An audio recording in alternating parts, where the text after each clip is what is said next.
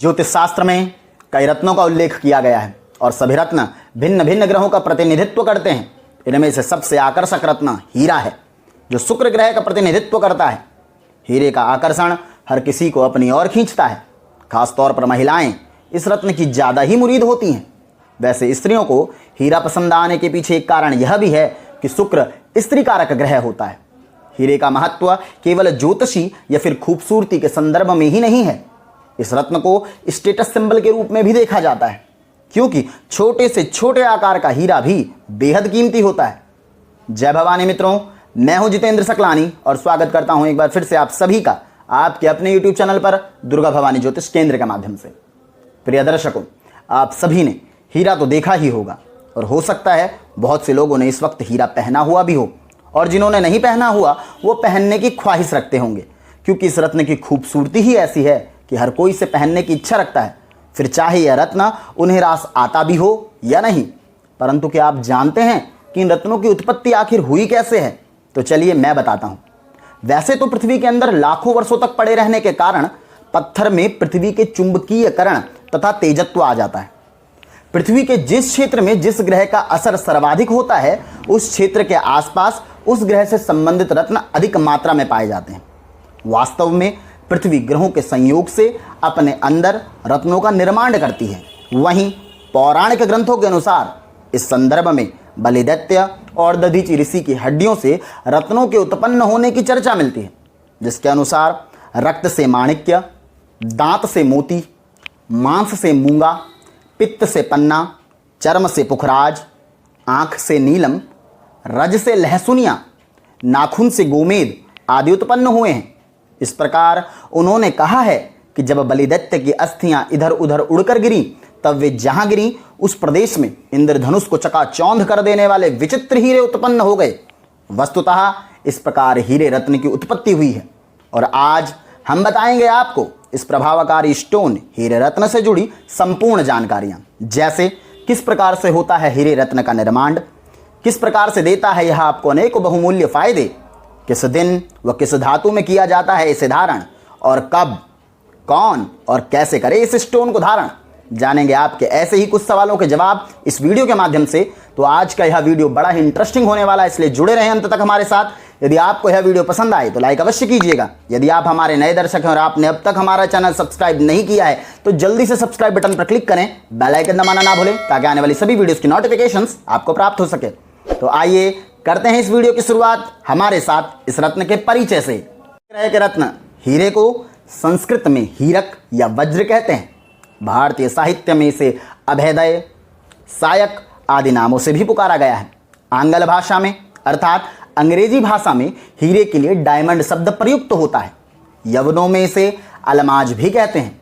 जैसा कि सभी जानते हैं कि यह समस्त रत्नों में अति कठोर तथा कार्बन का अपरूप है। हीरा बहुमूल्य, पारदर्शक, कठोर, अति चमकदार, निर्मल, चिकना, सुंदर, सूर्य किरणों का प्रसारक तथा वर्णहीन होता है। तथापि कुछ हीरों में सफ़ेद, लाल, पीली, काली झाइयाँ भी होती हैं। कहा जाता है कि हीरा कठोर होते हुए भी बकरी के ताजे दूध या उसके ताजे खून में डुबो देने के बाद आसानी से टूट जाता है, परंतु हम इस तथ्य की पुष्टि नहीं करते। हीरे का वर्तनाक सबसे अधिक है, अतः यह सबसे ज़्यादा चमकता है। तो यह था हीरे से जुड़ा ज्योतिषीय संपूर्ण परिचय एवं स्वरूप, और अब हम जानेंगे इस रत्न से होने वाले फायदों के विषय में। शुक्र ग्रह को प्रेम, सौंदर्य, वैवाहिक सुख, भौतिक सुख साधन, अभिनय एवं कला आदि का प्रतीक माना जाता है। इसीलिए यदि आपका वैवाहिक जीवन कष्टप्रद चल रहा हो या विवाह ना हो पा रहा हो तो हीरा अवश्य धारण करना चाहिए।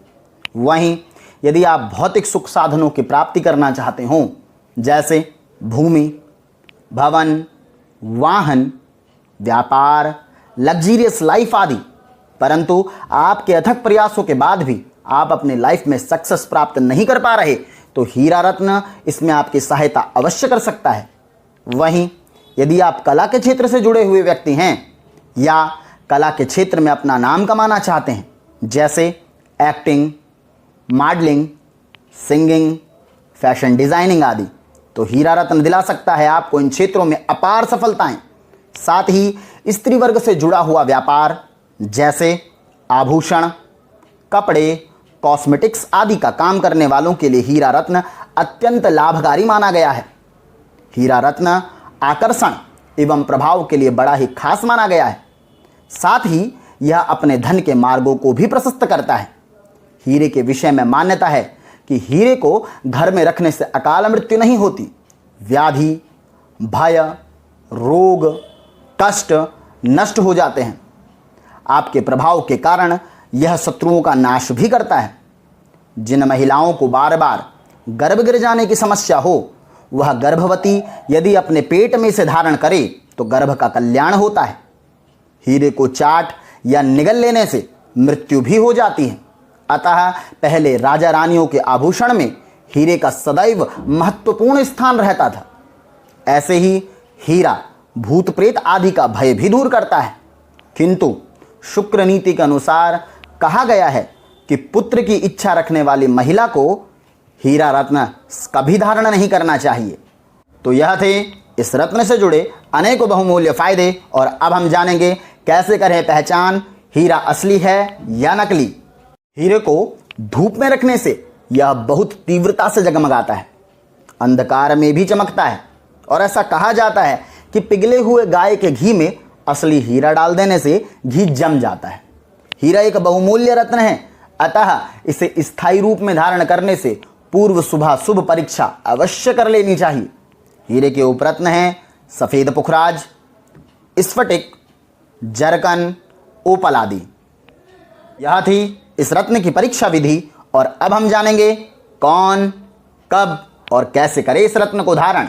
हीरे को शुक्र ग्रह पीड़ा में होने पर, शुक्र संबंधित रोगों में, शुक्र के निर्बल व अशुभ होने पर, शुक्र के साथ पाप ग्रह होने पर, वृषभ या तुला लगन होने पर, शुक्र की महादशा या अंतरदशा होने पर, योग कारक शुक्र होने पर धारण किया जाता है।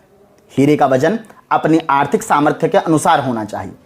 चांदी या प्लेटिनम धातु में दाहिने हाथ की अनामिका उंगली में हीरे को धारण किया जाता है। हीरे के साथ माणिक्य, मोती, मूंगा या पुखराज नहीं पहनना चाहिए। हीरे को शुक्रवार के दिन रोहिणी नक्षत्र में, शुक्र की होरा में या नंदा तिथियों में पहना जाता है। विधि पूर्व वर्णित ही है, केवल मंत्र जाप शुक्र का होगा। मंत्र है ओम द्राम द्रीम द्रौम सह शुक्राय नमः। इस मंत्र का पूरी एक माला फेर कर जाप करना चाहिए।